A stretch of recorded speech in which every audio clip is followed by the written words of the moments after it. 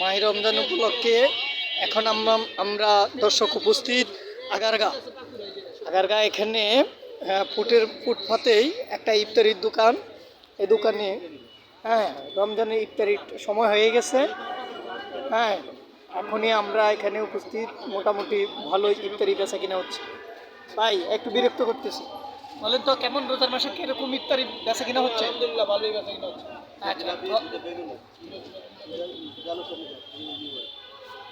ঠিক আছে ভাই, থ্যাংক ইউ।